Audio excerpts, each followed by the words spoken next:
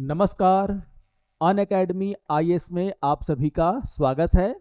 और आज के करंट अफेयर्स के सत्र में हम एक बहुत ही महत्वपूर्ण टॉपिक पर चर्चा करेंगे जो आपके एग्जाम पॉइंट ऑफ व्यू से इंपॉर्टेंट है, और वो टॉपिक है डिवोल्यूशन इंडेक्स। तो यहाँ पर आप देखोगे कि जो डिवोल्यूशन इंडेक्स है वो होता क्या है, किस तरीके से जो पंचायती राज सिस्टम है उसके लिए इंपॉर्टेंट है, क्या क्राइटेरिया है जिसके आधार पर राज्यों की यहाँ पर रैंकिंग की जाती है।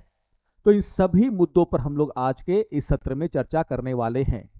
तो आप देखोगे कुछ दिनों पहले हर न्यूज़पेपर में आप देखोगे इसको लेकर के एक न्यूज़ आया कि जो कर्नाटका है उसने जो है डिवोल्यूशन इंडेक्स में टॉप किया है। ठीक है।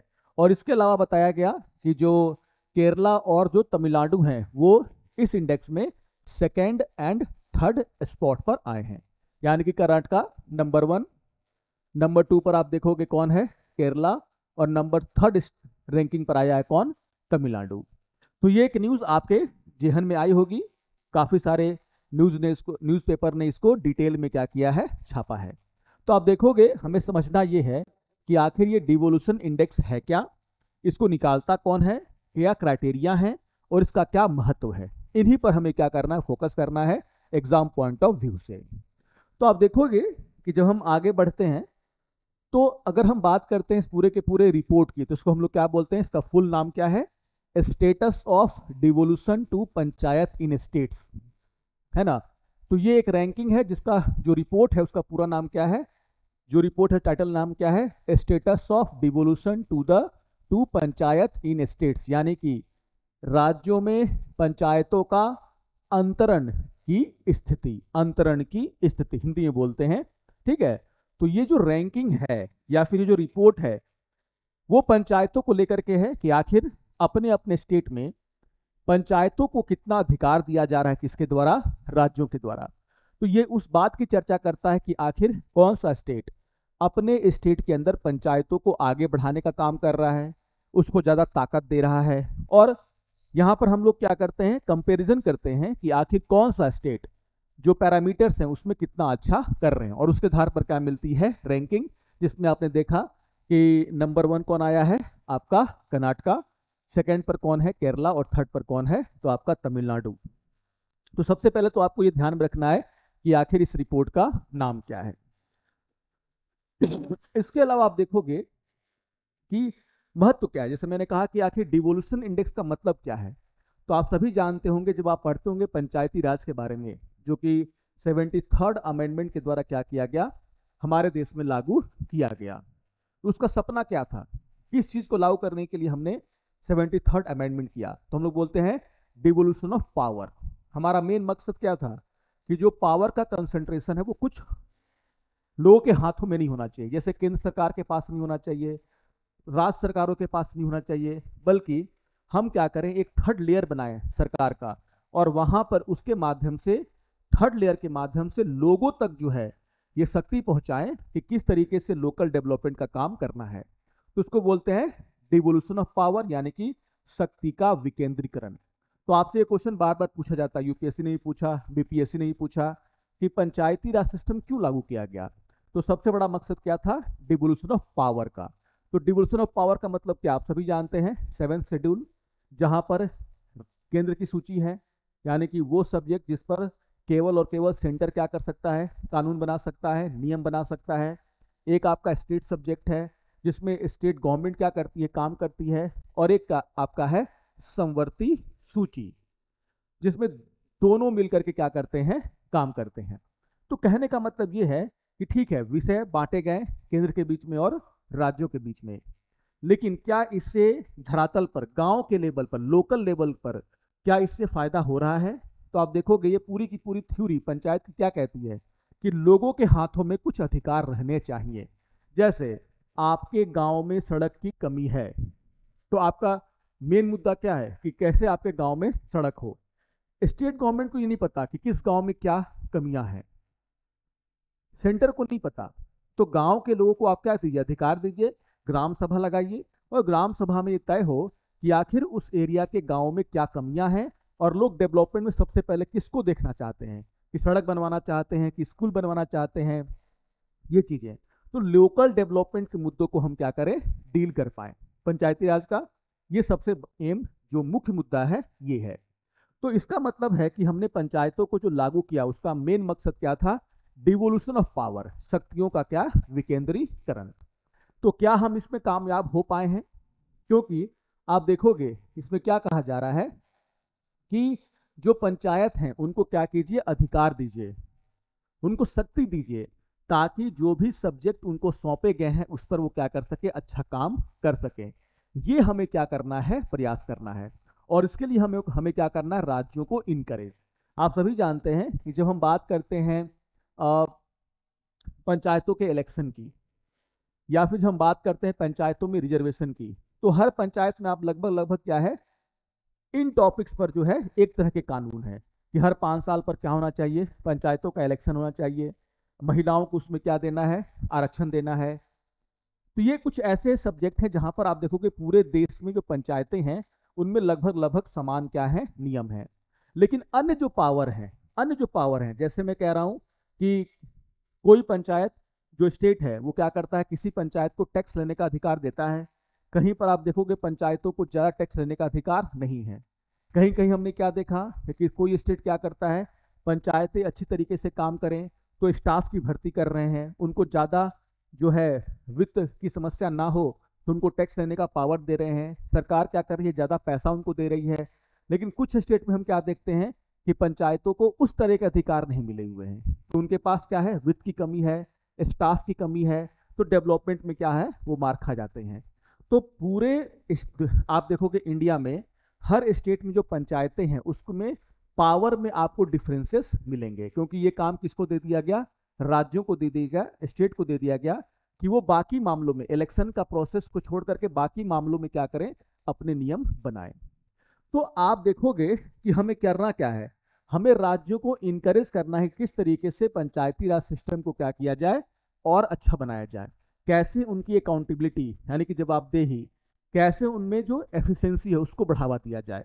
तो उसका तरीका क्या है कि हम क्या करते हैं, इस डिवोल्यूशन इंडेक्स के माध्यम से हम क्या करते हैं, रैंकिंग तैयार करते हैं। उसके लिए हमने क्या रख लिया है, क्राइटेरिया रखा है। तो जो पंचायत यानी कि जिस स्टेट गवर्नमेंट के अंदर जो पंचायत है वो कुछ सर्टेन क्राइटेरिया पर बहुत अच्छा कर रही है, उसे हम क्या करते हैं, इसमें अच्छी रैंकिंग देते हैं, जिससे जो बाकी के राज्य भी इंकरेज होते हैं कि हमें भी अपने पंचायतों को क्या देना है, ज़्यादा पावर देना है, जिससे कि जो भी लोकल डेवलपमेंट के मुद्दे हैं वो ज़्यादा अच्छी तरीके से क्या हो, डील हो पाए, उनका समाधान निकल पाए। तो आप देखोगे पूरे के पूरे प्रोसेस का महत्व आपको समझना बहुत जरूरी है। तो जो डिवोल्यूशन इंडेक्स हम लोग निकाल रहे हैं वो एक्चुअली में क्या है, कहते हैं ना सहयोगी संघवाद, कोऑपरेटिव फेडरलिज्म को ये क्या कर रहा है, एक तरीके से बढ़ा रहा है। कैसे, तो हर स्टेट में आप देखोगे पंचायती राज सिस्टम, और कौन सा स्टेट में पंचायती राज सिस्टम कितना अच्छा कर रहा है इसको हम यहाँ पर बताने का काम करते हैं, जिससे वो स्टेट तो इनकरेज हो ही रहा है, बाकी जो बाकी के स्टेट हैं वो भी सोचते हैं कि हम भी इन मुद्दों पर क्या करें, काम करें, ताकि रैंकिंग में हमारा स्टेट भी ऊपर आ सके। तो आप देखोगे बहुत ही इंपॉर्टेंट है ये। और इस तरीके से आप देखोगे एक तो प्रतिस्पर्धी संघवाद को भी ये क्या कर रहा है, बढ़ावा दे रहा है, लेकिन सहयोगी संघवाद को भी ये क्या कर रहा है, बढ़ावा दे रहा है। तो जैसे मैंने कहा कि 73rd अमेंडमेंट को किए हुए आप देखोगे 30 साल से ज़्यादा हो चुके हैं, लेकिन एक्चुअली में जो 73rd अमेंडमेंट था, मैंने कहा कि इलेक्शन या फिर जो रिजर्वेशन का मुद्दा है उसमें तो लगभग सभी स्टेट में समान कानून है, लेकिन कुछ और ऐसे विषय हैं जहां पर आप देखोगे अलग अलग स्टेट में पंचायतों को, कुछ पंचायतों को पावर दिया गया और कुछ पंचायतों को पावर नहीं दिया गया। तो हम चाहते हैं कि हम अपनी जो पंचायतें हैं उनको क्या करें, ताकतवर बनाएं, उनको एफिशिएंट बनाएं। और इसीलिए सरकार डीआई लेकर के आती है, डिवोल्यूशन इंडेक्स लेकर के आती है कि कितना अच्छे तरीके से राज्यों ने पंचायतों को पावर, शक्ति का विकेंद्रीकरण किया है। तो आप देखोगे ऐसा करने के लिए कुल 6 डायमेंशन जो है यहाँ पर तैयार किए गए हैं। मतलब जो डिवोल्यूशन इंडेक्स है इन 6 क्राइटेरिया पर क्या होता है, निकलता है। 6 क्राइटेरिया कौन कौन से हैं, फ्रेमवर्क, हिंदी में क्या कहते हैं, रूपरेखा। दूसरा क्या है, फंक्शन यानी कि कार्य। तीसरा क्या है, फाइनेंसेस यानी कि वित्त। चौथा क्या है, फंक्शनरीज यानी कि कार्यकारी या फिर पदाधिकारी। पांचवा क्या है, कैपेसिटी इन्हेंसमेंट यानी कि क्षमता वृद्धि, और छठा है आपका अकाउंटेबिलिटी यानी कि जवाबदेही। ये 6 ऐसे आयाम हैं, कह सकते हैं डायमेंशन हैं, जिसके आधार पर स्टेट की रैंकिंग यहाँ पर तय की जाती है। कहने का मतलब ये है कि किस स्टेट ने अपनी पंचायतों के लिए इन सभी क्षेत्रों में कितना अच्छा काम किया है, किस तरीके से पंचायतों की अकाउंटेबिलिटी को बढ़ाने का उन्होंने क्या किया, प्रयास किया, किस तरीके से जो फाइनेंस का प्रॉब्लम है पंचायतों का उसको दूर करने का क्या किया गया, प्रयास किया गया। और जिस भी स्टेट ने इन आयामों में, इन डायमेंशन में अच्छा काम किया है, उनको यहाँ पर रिकॉग्नाइज किया जाता है और इसी के आधार पर रैंकिंग तय की जाती है। तो सबसे पहले तो आपको ध्यान रखना है इंपॉर्टेंट तरीके से, आखिर वो कौन से आधार हैं जिसके आधार पर डेवोल्यूशन इंडेक्स में रैंकिंग तय की जाती है। तो ये 6 आयाम है जिसके आधार पर आप देखोगे जो यूनियन मिनिस्ट्री ऑफ पंचायती राज है ना, और एक संस्था कौन है, Indian institute of public administration, है ना। Indian institute of public administration क्या करता है, इस रिपोर्ट को तैयार करता है कि किस स्टेट ने इन जो हमारे पैरामीटर पर कैसा वर्क किया है। तो ये बहुत ही इंपॉर्टेंट है, सबसे पहले आपको ध्यान में रखना। अब अगर हम इसको डिटेल में बात कर लेते हैं, क्योंकि ये डिटेल में बात करना बहुत ही जरूरी है। जैसे मैंने कहा फंक्शन, यहाँ पर आप देखोगे जो हमारा पहला जो क्या है, जो आयामों में से एक आयाम क्या है आपका, फंक्शन। तो इसका मतलब क्या होता है, इसका मतलब ये है कि आखिर किस राज्य ने क्या किया है। जो जैसे मैंने बोला कि पंचायतों का मेन काम क्या है, जो लोकल मुद्दे हैं उसको डील करना, उन पर काम करना, विकास के जो लोकल मुद्दे हैं, डेवलपमेंट के जो लोकल मुद्दे हैं उन पर क्या करना, काम करना। तो हम यहाँ पर देखते हैं कि आखिर स्टेट ने किस तरीके के मानदंड तय किए हैं जिससे कि जो पंचायत हैं वो स्थानीय कार्यों को ज़्यादा अच्छी तरीके से कर सकें। यानी कि हम ये देख रहे हैं कि स्टेट, कौन सा स्टेट ऐसा है जिसने अपनी पंचायतों को ज़्यादा मात्रा में जो है स्थानीय कार्य सौंपने का काम किया है, पावर सौंपने का काम किया है। तो इसमें ये देखा जाता है, ठीक है ना। यहाँ पर फाइनेंस है, इसका मतलब क्या है कि कौन सा स्टेट ऐसा है जो अपने पंचायतों को ज़्यादा फाइनेंस दे रहा है, उनको टैक्स लेने के ज़्यादा अधिकार दे रहा है, जो स्टेट गवर्नमेंट है वो कितना उनको क्या कर रही है, फाइनेंस दे रही है। ये हम देखते हैं फाइनेंस वाले में। तो आप देखोगे हम ये देखते हैं कि वित्त की समस्या बहुत ज़्यादा है किसकी, पंचायतों की, क्योंकि कुछ स्टेट में तो उनको लोकल लेवल पर टैक्स लेने का अधिकार दिया गया, लेकिन कुछ स्टेट ऐसे हैं जो उन्होंने उनको जो लेवी और वो जो लोकल लेवल पर टैक्स लेते हैं उनके अधिकार उन्होंने कम दिए हैं। तो ऑब्वियसली आप देखोगे कुछ पंचायतों में वित्त की समस्या कम है और कुछ पंचायतों में जो फाइनेंस की समस्या वो काफ़ी विकराल है, काफ़ी ज़्यादा है, जिससे वो डेवलपमेंट के कार्य नहीं कर पाते। तो किस स्टेट ने ज़्यादा से ज़्यादा फंक्शन किसको सौंपे हैं, पंचायतों को सौंपे हैं, ये देखते हैं। किस स्टेट ने फाइनेंस को लेकर के काम किया है, ये देखते हैं।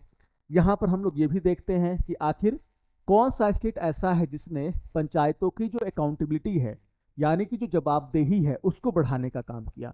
अकाउंटेबिलिटी का मतलब क्या है कि आप जैसे पंचायतों में ऑडिट हम करवा रहे हैं लगातार, हर 5 साल में आप क्या कर रहे हैं, उनकी ऑडिट करवा रहे हैं। ऑडिट का मतलब कितना पैसा पंचायतों को दिया गया, उन्होंने कहाँ कहाँ उस पैसे को खर्च किया।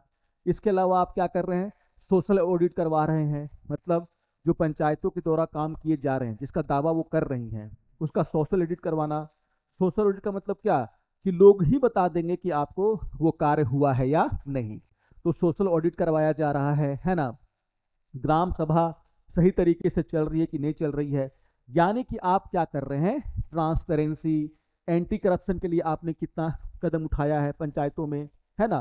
तो इन सभी चीज़ों को देखा जाता है और इससे तय होती है क्या, अकाउंटेबिलिटी यानी कि जवाबदेही, यानी कि किस स्टेट ने पंचायतों को कितना जवाबदेह बनाने का क्या किया है, काम किया है।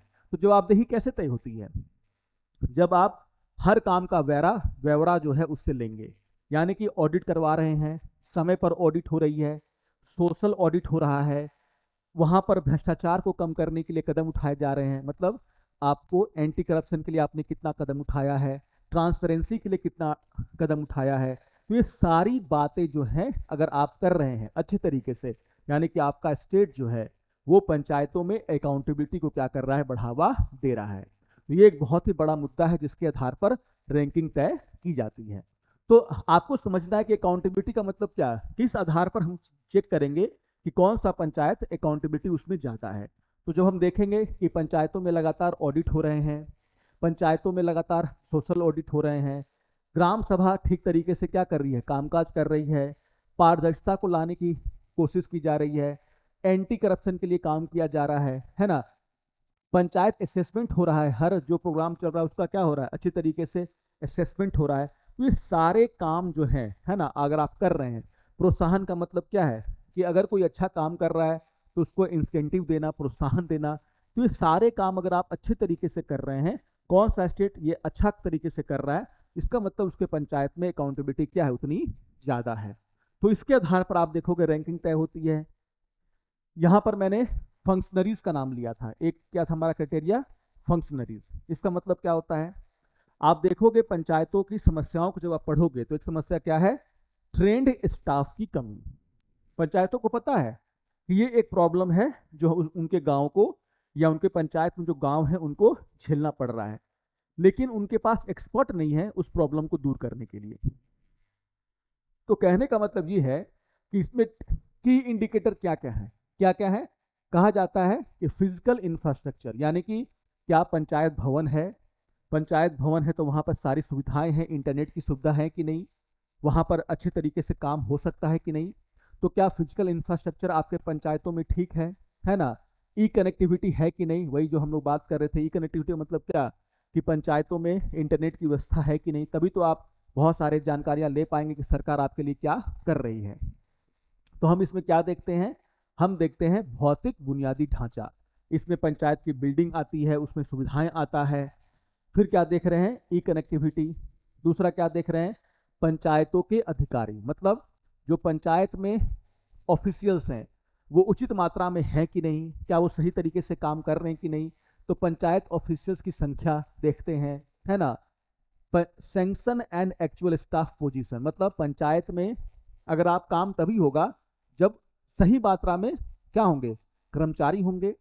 तो 10 होने चाहिए आपके पंचायत में व्यक्ति और मात्र 5 लोग हैं, तो क्या होगा, 5 की वैकेंसी है, तो एफिशिएंसी क्या होगी आपकी, डाउन होगी ना। तो कहा जा रहा है कि सैंक्शन एंड एक्चुअल स्टाफ, तो सैंक्शन स्टाफ 10 है, एक्चुअल स्टाफ कितने हैं, 5, यानी कि 5 लोगों की कमी में आपका पंचायत काम कर रहा है। तो जिस स्टेट में इनमें कमी होगी, यानी कि अच्छा इंफ्रास्ट्रक्चर वो दे रहे हैं पंचायतों को, पंचायतों में ई कनेक्टिविटी है ना, पंचायत में जो कर्मचारी हैं उनकी संख्या ठीक ठाक है, तो इसका मतलब है कि वहां पर इस पैरामीटर में वो राज्य क्या कर रहा है, आगे काम कर रहा है, आगे बढ़ा हुआ है। तो आपको ध्यान में रखना है कि फंक्शनरीज का जब मैं नाम लेता हूं तो इसमें क्या क्या वो पैरामीटर है जिसको देख करके हम पंचायतों को ज्यादा रैंकिंग या कम रैंकिंग देते हैं। तो ये क्या है, फंक्शनरीज। ध्यानपूर्वक आपको देखना है, मैंने सभी को जितने भी आपके पैरामीटर है सभी को क्या कर दिया, इसमें बताने का काम किया है। अब एक पैरामीटर क्या है, कैपेसिटी बिल्डिंग, यानी कि क्षमता निर्माण। अब इसमें क्या देखते हैं हम लोग, क्या देखते हैं, the key indicator included in this category are training institution. मैंने कहा कि पंचायतों में जो स्टाफ है वो ट्रेंड नहीं होते, जिसके कारण वो बहुत सारे जो प्रॉब्लम है उसका सोल्यूशन नहीं निकाल पाते। तो क्या आप पंचायतों में लोग जो काम कर रहे हैं उनकी ट्रेनिंग की व्यवस्था कर रहे हैं कि नहीं, लगातार रेगुलर इंटरवल पर ट्रेनिंग एक्टिविटी हो रहा है कि नहीं, या फिर क्या है, training activity of elected representative and official, मतलब जिनको आप चुनते हैं पंचायतों में, जनता चुनती है पंचायतों में, क्या उनकी सही तरीके से ट्रेनिंग एक्टिविटी हम करा पा रहे हैं कि नहीं, कि कैसे लोकल मुद्दों को समझा जाए, जनता के मुद्दों को समझा जाए, उनको समाधान के लिए किस तरीके से काम करना है, ये सब की ट्रेनिंग। तो क्या जो इलेक्टेड रिप्रेजेंटेटिव हैं या फिर जो पंचायत में काम करने वाले जो ऑफिशियल्स हैं उनकी प्रॉपर ट्रेनिंग हो रही है या नहीं, इसको भी हम लोग क्या करते हैं यहाँ पर देखते हैं। तो जब हम कैपेसिटी बिल्डिंग का मतलब क्या, कि क्या सही तरीके से ट्रेनिंग हो रहा है, इसी को बोलते हैं क्या, क्षमता निर्माण। तो क्या है, प्रशिक्षण संस्थान है कि नहीं, निर्वाचित प्रतिनिधियों और अधिकारियों का प्रशिक्षण गतिविधि वहां पर होता है या नहीं, इसको भी हम लोग यहाँ पर क्या करते हैं, देखते हैं। तो आप देखोगे ये 6 क्राइटेरिया हैं जिनमें बहुत सारी बातों को देखते हुए हम क्या करते हैं, डेवोल्यूशन इंडेक्स में ये तय करते हैं कि कौन सा राज्य इन की इंडिकेटर्स में आगे है और ओवरऑल कौन सा स्टेट जो है इसमें आगे है। जैसे आप देखोगे द हिंदू में इसको लेकर के न्यूज़ आया और बताया गया कि जब हम फ्रेमवर्क की बात करते हैं, कितना अच्छा नियम बनाया गया है, किसको लेकर के, पंचायतों को लेकर के। तो आप देखोगे केरला जो है इसमें क्या है, नंबर 1 है। केरला क्या है इसमें, नंबर 1। उसके बाद महाराष्ट्र है और कौन है, कर्नाटक और हरियाणा। जब हम फंक्शंस को देखते हैं, ये सेकेंड क्राइटेरिया, उसको देखते हैं तो आप देखोगे तमिलनाडु इसमें क्या है, नंबर 1 है। तमिलनाडु क्या है, नंबर 1। कम से कम नंबर 1 को आप लोग ध्यान में रखना। जब हम फाइनेंस की बात करते हैं कि फाइनेंस में कौन सा स्टेट अच्छा कर रहा है, तो उसमें कौन है, आपका कर्नाटक नंबर 1 है। अगर हम देखते हैं अकाउंटेबिलिटी के लिए कौन काम कर रहा है, तो आप देखोगे कर्नाटक इसमें भी क्या है, नंबर 1 है। फंक्शनरीज को अगर हम देखते हैं तो यहाँ पर क्या है, गुजरात रैंक 1 में आया है। और कैपेसिटी बिल्डिंग में आप देखोगे तेलंगाना जो है वो क्या है, नंबर 1 आया है। यानी कि बाकी राज्यों से अच्छा काम तेलंगाना ने कैपेसिटी बिल्डिंग में किया है। तो आप देखोगे कर्नाटक को जिसको जो टॉप रैंक मिला है, उसको इन दोनों में बहुत ही अच्छा काम करने के लिए टॉप रैंक मिला। ओवरऑल उसका बाकी सब रैंक भी ठीक ठाक है, इन दोनों में उसने क्या किया है, बहुत ही अच्छा काम किया है, जिसमें क्या है आपका फाइनेंस और आप देखोगे अकाउंटेबिलिटी। मैंने आपको सब पैरामीटर बताए हैं कि फाइनेंस और अकाउंटेबिलिटी में हम लोग क्या क्या चेक करते हैं। तो थोड़ा सा इसको आप लोग देख लेना, बहुत इंपॉर्टेंट हो जाता है ये। जब पंचायती राज सिस्टम ऐसे भी एग्जाम पॉइंट ऑफ व्यू से क्या है, बहुत ही इंपॉर्टेंट टॉपिक है। तो यहाँ पर आप देख लोगे कि ये 6 जो क्राइटेरिया है उसमें कौन सा स्टेट ने नंबर 1 पोजीशन हासिल किया है, और दूसरा कि ओवरऑल जो है डिवोल्यूशन इंडेक्स में कौन सा स्टेट नंबर 1 है, नंबर 2 है और नंबर 3 है।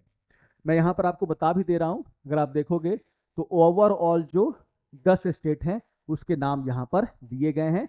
आप थोड़ा सा यहाँ पर भी क्या करेंगे, इसको देख लेंगे। जैसे यहाँ पर क्या है, कर्नाटक है, केरल है, तमिलनाडु है, महाराष्ट्र है, उत्तर प्रदेश है जो कि 5वें नंबर पर आया है। कम से कम आप 5 स्टेट जो कि डीआई इंडेक्स में क्या है, अच्छे पोजीशन को हासिल किया है, उसके बारे में आप जरूर देख लेंगे।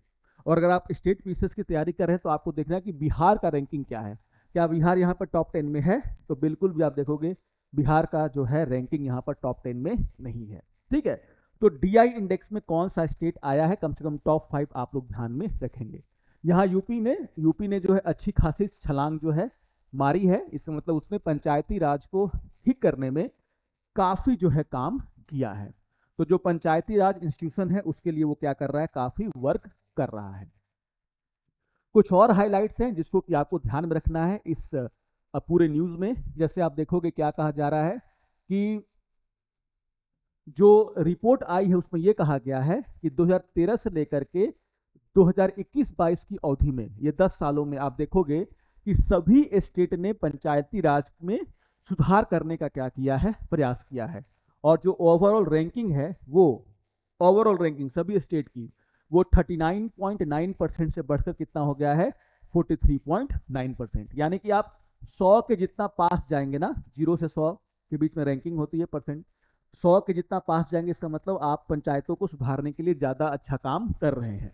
तो आप देखोगे इसका मतलब ये है कि पिछले 10 वर्षों में सभी स्टेट ने मिलकर के पंचायती राज इंस्टीट्यूशन को बढ़ाने का काम किया है। इसीलिए आप देखोगे जो एवरेज सभी स्टेटों का जो क्या है, जो एवरेज स्कोर है वो 39.9% से बढ़कर कितना हो गया है, 43.9%।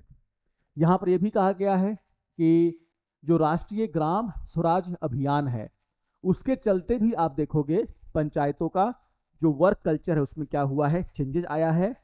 और जिसके कारण भी आप देखोगे कहा जा रहा है कि इसने जो है एक जो कैपेसिटी इन्हेंसमेंट जो था क्या हमारा क्राइटेरिया, उसमें भी आप देखोगे कि पंचायतों ने काफ़ी अच्छा किया है। कैपेसिटी इन्हेंसमेंट यानी कि जो प्रशिक्षण का काम है ना, या फिर जो स्टाफों की संख्या कितनी होनी चाहिए, सैंक्शन संख्या कितनी है और कितने वहाँ पर काम करें, इस मामले में आप देखोगे पंचायतों ने अच्छा काम करना शुरू किया है। तो जैसे हम लोग बोलते हैं कैपेसिटी इन्हेंसमेंट, तो इसमें भी आप देखोगे पिछले 10 वर्षों में 10% का क्या हुआ है, इजाफा हुआ है। तो हमने अभी बात की थी ना क्राइटेरिया की, और आप देखोगे कि जब हम बात कर रहे थे तो कैपेसिटी बिल्डिंग में ये चीज़ें हमारी थी कि ट्रेनिंग एक्टिविटी हम कितना करा पाते हैं, जो इलेक्टेड रिप्रेजेंटेटिव और ऑफिशियल्स का है, ट्रेनिंग इंस्टीट्यूशन है कि नहीं। तो इस मामले में आप देखोगे राज्यों ने 10% का क्या है, अधिक का यहाँ पर प्रगति किया है पिछले 10 वर्षों में। तो यहाँ पर आप देखोगे कि सरकार का ये कहना है कि बहुत सारे ऐसे इंडिकेटर हैं जिसमें आप देखोगे कि काफी अच्छा जो है राज्यों ने प्रगति की है, ऑब्वियसली, ठीक है ना। तो यहाँ पर आप देखोगे कि जो फिजिकल इंफ्रास्ट्रक्चर है उसमें उसको क्या मिला है, बढ़ावा मिला है। ये भी कहा जाए फिजिकल इंफ्रास्ट्रक्चर मतलब क्या पंचायतों की बिल्डिंग है कि नहीं। पहले पंचायतों की बिल्डिंग काफी जर्जर होती थी, कोई इंटरनेट कनेक्टिविटी नहीं होता था। मैंने बोला ना कि कैपेसिटी जो फिजिकल इंफ्रास्ट्रक्चर में क्या क्या आता है, आपके पास पंचायतों में बिल्डिंग है कि नहीं, बिल्डिंग में सारी सुविधाएं हैं कि नहीं, ई कनेक्टिविटी है कि नहीं, है ना।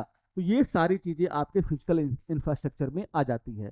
और सरकार का ये कहना है कि इसमें भी आप देखोगे कि 10% की क्या हुई है, बढ़ोतरी पिछले वर्षों में हुई है, ठीक है ना। तो आप देखोगे कि ऑफिसर्स का रिक्रूटमेंट बढ़ा है, यानी कि जो कमी थी स्टाफ की उसको राज्यों ने क्या किया है, कम करने का प्रयास किया है। तो चाहे आप देखोगे फिजिकल इंफ्रास्ट्रक्चर की बात करें, उसमें 10% का वृद्धि हुआ पिछले 10 वर्षों में। चाहे हम कैपेसिटी इन्हेंसमेंट की बात करें, सरकार का कहना है कि इसमें जो है आप देखोगे कि राज्यों ने काफी अच्छा किया है, इसमें भी 10% का क्या है, इंक्रीमेंट देखने को मिल रहा है। ये कुछ हाइलाइट्स हैं जिसको कि आपको ध्यान में रखना है। लेकिन सबसे इंपॉर्टेंट बात क्या है कि जो डिवोल्यूशन इंडेक्स है उसका महत्व क्या है ना। तो मैंने क्या कहा, इसका महत्व आपको समझ में आता है इन 6 पैरामीटर को देख करके। क्योंकि जब भी आप पंचायतों के बारे में पढ़ते होंगे तो आप देखते होंगे कि पंचायतों में सबसे बड़े बड़े प्रॉब्लम क्या है, अकाउंटेबिलिटी का प्रॉब्लम है, भ्रष्टाचार बहुत ज़्यादा होता है। पंचायतों में जो फाइनेंस का प्रॉब्लम है वो काफ़ी ज़्यादा है। आप देखोगे कि जो कैपेसिटी मतलब बिल्डिंग्स नहीं है, स्टाफ नहीं है, इसके कारण पंचायतें सही तरीके से काम नहीं कर पा रही थी। अब जब से ये इंडेक्स आया है तब से राज्य क्या कर रही हैं, खुद को रैंक अच्छा रैंक में लाने के लिए प्रयास कर रही हैं।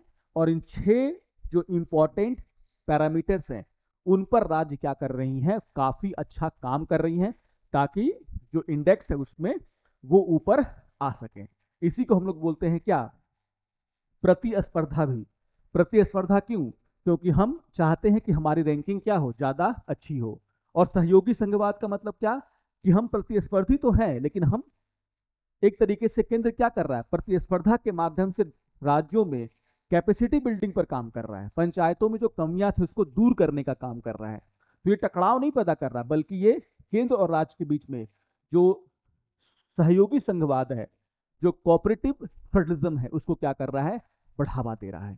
तो बहुत ही इंपॉर्टेंट टॉपिक है ये, जो मेन बातें मैंने आपको बताई, खासकर जो मैंने जो डायमेंशंस को समझाया है वो बहुत लोग समझ नहीं पाते हैं। तो इसको आप ध्यानपूर्वक मेरी बातों को सुन लेंगे तो आपको सारे डायमेंशंस और उनके इंपॉर्टेंस का क्या चल जाएगा पता। बाकी तो जो इंडेक्स है वो आपको यहाँ पर देखना ही होगा। तो ये था हमारा आज का करंट अफेयर्स। इसी तरीके से रोजाना मैं कोशिश करूंगा कि करंट अफेयर्स के कुछ इंपॉर्टेंट टॉपिक्स आपके सामने आते रहें। तो डेली बेसिस पर आपको न्यूज़ चैनल, ये जो हमारा यूट्यूब चैनल है उसको क्या करना है, देखना है। अगर आप नए हैं तो हमारे चैनल को सब्सक्राइब कर लें।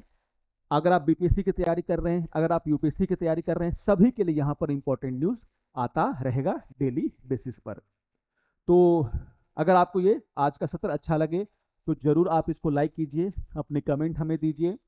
और जिनको भी हमारे बैचेस ज्वाइन कर रहे हैं तो आप इंक्वायरी के लिए आ सकते हैं हमारे पटना सेंटर पर और इंक्वायरी ले सकते हैं। तो मिलते हैं अगले सत्र में कुछ और इंपॉर्टेंट टॉपिक के साथ। तब तक के लिए नमस्कार और